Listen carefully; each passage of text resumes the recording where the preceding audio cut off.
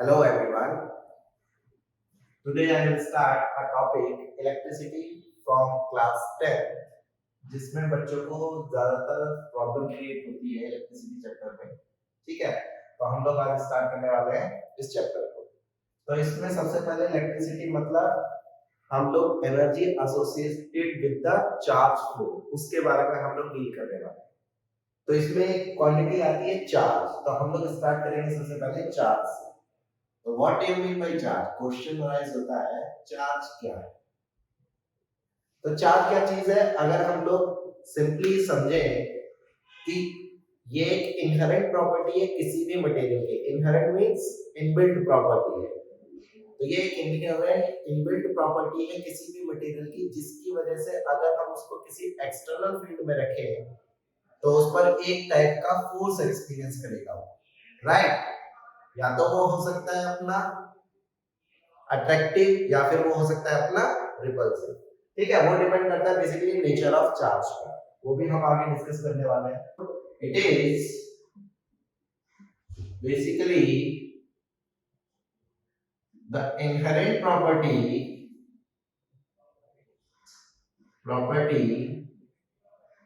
Of matter या material due to which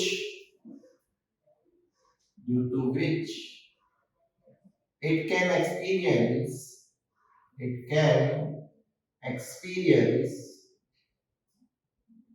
a type of force जो कि attractive भी हो सकता है और रिपल्सिव भी हो सकता है। a type of force when it is placed in an external field। तो चार्ज क्या है? किसी भी मैटर की एक इनहेरेंट प्रॉपर्टी, जब उसको हम लोग एक्सटर्नल फील्ड में रखें तो वो एक टाइप का एक्सपीरियंस करेगा, फोर्स एक्सपीरियंस करेगा। क्लियर है? ठीक है, सिंपल सिंपल बातें करते हैं। ये चार्ज की डेफिनेशन हो गई। नंबर 2 बात आती है चार्ज की यूनिट ऑफ चार्ज। तो चार्ज की यूनिट क्या होती है हमारी? कूलम, जिसे हम लोग सी से रिप्रेजेंट करते हैं, कैपिटल सी से। ठीक है, नंबर 3 थर्ड चीज अगर हम लोग बात करें तो थर्ड चीज क्या लिख सकते हैं? Type of charge. Types of charge कितने टाइप के होते हैं? 2 टाइप्स। कौन कौन से? एक होता है पॉजिटिव चार्ज और दूसरा क्या होता है? Negative charge. ठीक है, जिसमें हम लोग क्या बोल सकते हैं? पॉजिटिव में क्या होता है? पॉजिटिव में क्या मिलेगा? रिपल्शन। और नेगेटिव में क्या मिलेगा? इनमें भी रिपल्शन,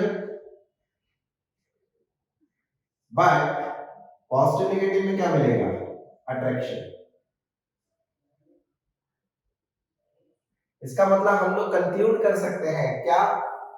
कंक्लूजन क्या दे सकते हैं हम लोग इन तीनों को मिला करके? Same nature of charge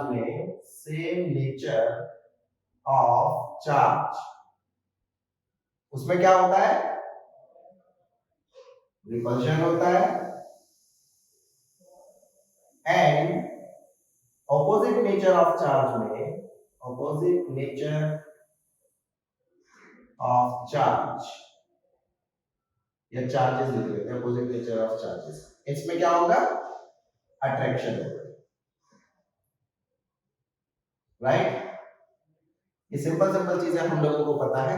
okay, आगे बढ़ते हैं। ऑलराइट, तो इसके बाद में हम लोग नंबर 4 पर बात करते हैं। पॉइंट नंबर 4 क्या लिख सकते हैं? स्मॉलेस्ट यूनिट ऑफ चार्ज, उसको क्या बोलते हैं हम लोग? Electron. Smallest unit of charge जो होती है वो क्या होती है? इलेक्ट्रॉन होती है, आपके लेवल पर, राइट? दैट मींस हम लोग 10th लेवल या 12th लेवल तक अगर हम लोग देखें तो स्मॉलेस्ट यूनिट क्या बोलते हैं हम लोग, इलेक्ट्रॉन। कहने का मीनिंग क्या है, इलेक्ट्रॉन को फर्दर डिवाइड नहीं किया जा सकता। बट हायर स्टडीज में अगर आप जाएंगे तो आपको पता होना चाहिए इसको क्वार्क्स में हम लोग क्या कर सकते हैं, डिवाइड कर सकते हैं, राइट। तो क्वार्क्स क्या होते हैं, जिनका चार्ज क्या होता है plus minus e/3 and plus minus 2e/3, ठीक है। तो ये बस जस्ट नॉलेज के लिए है, इसको आप ध्यान में रखेंगे, क्लियर है। तो स्मॉलेस्ट यूनिट ऑफ चार्ज होती है इलेक्ट्रॉन, ठीक है। नंबर 5th पॉइंट आता है, अगर इलेक्ट्रॉन की बात आई है तो इलेक्ट्रॉन पर चार्ज कितना होता है। तो इलेक्ट्रॉनिक चार्ज अगर हम लोग बात करें, इलेक्ट्रॉनिक चार्ज वो कितना होगा हमारा, वो होता है -1.6 × 10⁻⁻⁹ कूलम, क्लियर। दूसरी चीज अगर हम लोग बात करें, मास ऑफ इलेक्ट्रॉन वो कितना होता है 9.1 × 10⁻⁻31 kg, ठीक है। नेक्स्ट अगर हम लोग बात करें charge of proton, charge of proton इसको हम लोग QP से लिख लेते हैं या फिर P से लिख सकते हैं, चार्ज ऑफ प्रोटॉन P, वो कितना होता है, सेम होता है मैग्नीट्यूड में इलेक्ट्रॉन के बराबर, बट वो क्या होता है पॉजिटिव होता है, 1.6 × 10⁻⁻⁹ कूलम। नेक्स्ट चीज और क्या होती है, मास ऑफ प्रोटॉन, ये कितना होता है mp, ये होता है हमारा 1.67 × 10⁻⁻27 kg, लगभग नियरली ये मास ऑफ न्यूट्रॉन के इक्वल होता है। बट हम लोग जानते हैं, but mass of neutron is slightly greater than mass of proton, मतलब लगभग सेम होता है, लेकिन थोड़ा सा मास ऑफ न्यूट्रॉन क्या होता है हमारा ज्यादा होता है, ठीक है। ये नंबर 5 हो गया, चार से एसोसिएटेड। तो नंबर 6,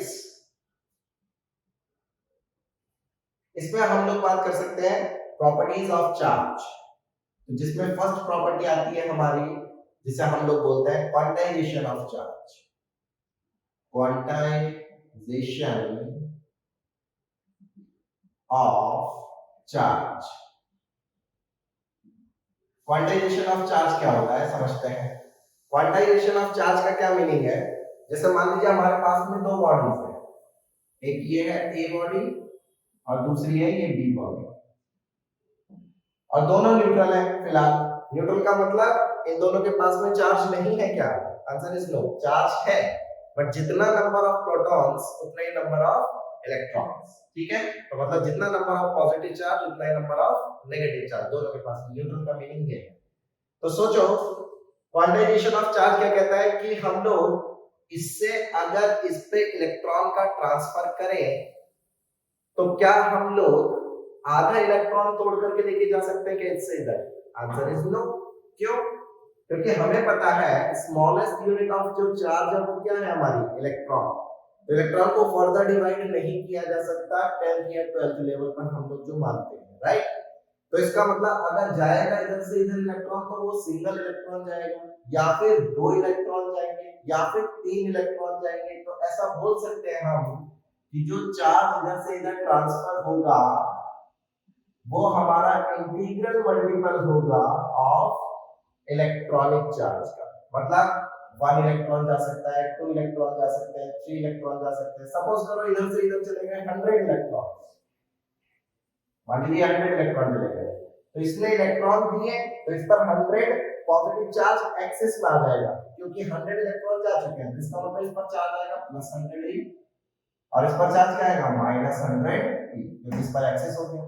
तो यही बोला गया क्वांटाइजेशन ऑफ चार्ज क्या है, चार्ज is quantized, quantized क्या कहने का मीनिंग है, that is charge is integral multiple of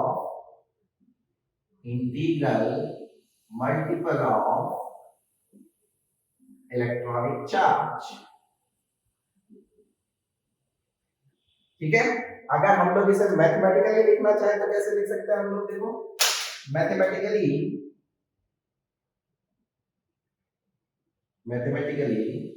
क्या लिख सकते हैं भाई? चार्ज जो ट्रांसफर हुआ वो होगा प्लस माइनस एन टी, जहां पर एन क्या होना चाहिए? वेयर एन क्या है? इंटीजर, जहां पर एन इंटीजर होगा, या फिर आपकी बुक्स में लिखा हुआ हो सकता है कि जितने नंबर ऑफ इलेक्ट्रॉन्स ट्रांसफर। ठीक है, तो इसको हम लोग इस तरीके से लिख सकते हैं। ये नंबर 6 था। नंबर 7 की हम लोग बात करें, जो प्रॉपर्टी में आता है नंबर 7, वो क्या लिखा जा सकता है? वो लिखा जा सकता है conservation of charge. Conservation of charge,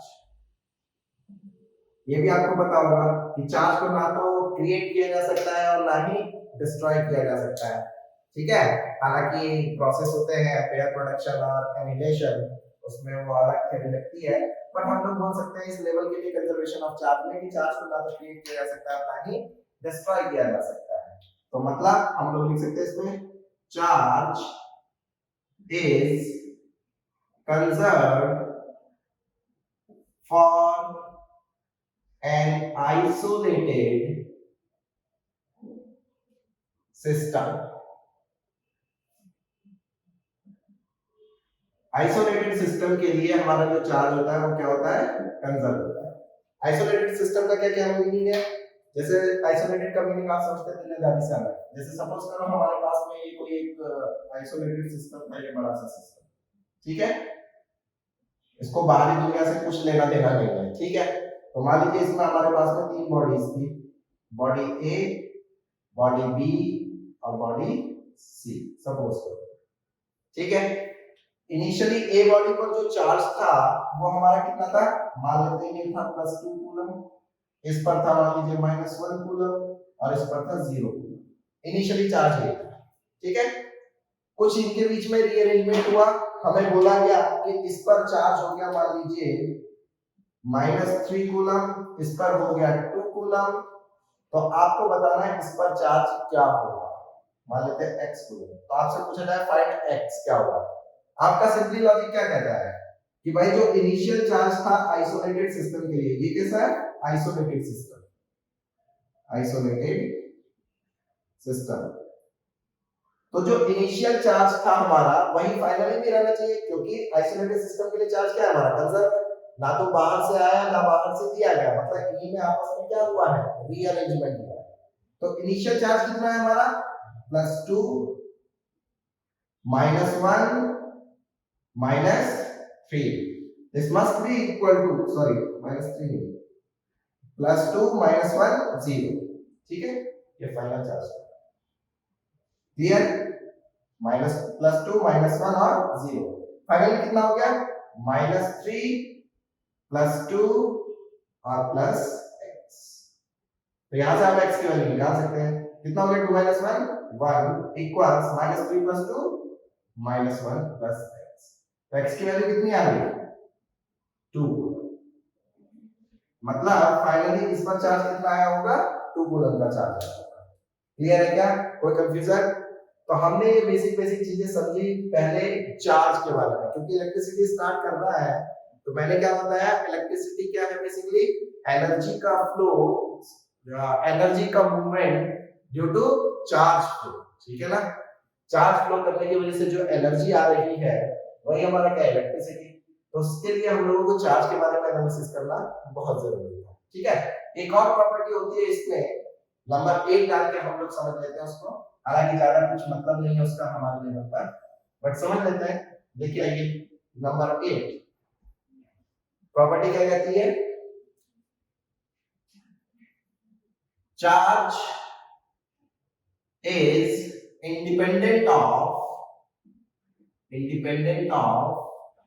frame. Charge क्या है? फ्रेम से इंडिपेंडेंट होता है। कहने का मतलब क्या है? जैसे हम लोग बात करें टाइम की या लेंथ की, वो बेसिकली फ्रेम डिपेंडेंट क्वांटिटी है, राइट। तो चार्ज क्या होता है, इंडिपेंडेंट ऑफ फ्रेम होता है, ठीक है। लेकिन अगर हम मास की बात करें तो क्या मास फ्रेम पर डिपेंड करता है, answer is yes.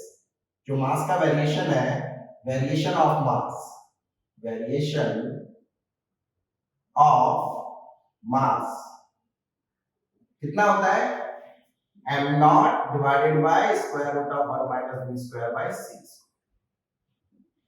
But charge क्या होता है, वो हमारा वेलोसिटी से इंडिपेंडेंट होता है। इंडिपेंडेंट ऑफ फ्रेम मतलब वेलोसिटी इंडिपेंडेंट, वेलोसिटी इंडिपेंडेंट। आप किसी भी फ्रेम में लेकर के जाइए चार्ज को, चार्ज हमेशा क्या रहेगा, सेम ही रहेगा, बट मास नहीं होता, ठीक है ना। तो मास का वेरिएशन इस तरीके से होता है। तो ये सिंपल सिंपल फंडामेंटल कुछ प्रॉपर्टीज थी हमारी चार्ज की जो हमने समझी है। इसके बाद में हम लोग स्टार्ट करेंगे नए टॉपिक में नेक्स्ट वीडियो में, ठीक है। चलो मिलते हैं नेक्स्ट वीडियो में, तब तक ऐश करो, पढ़ाई लिखाई करते रहो। चलो बाय बाय, टेक केयर।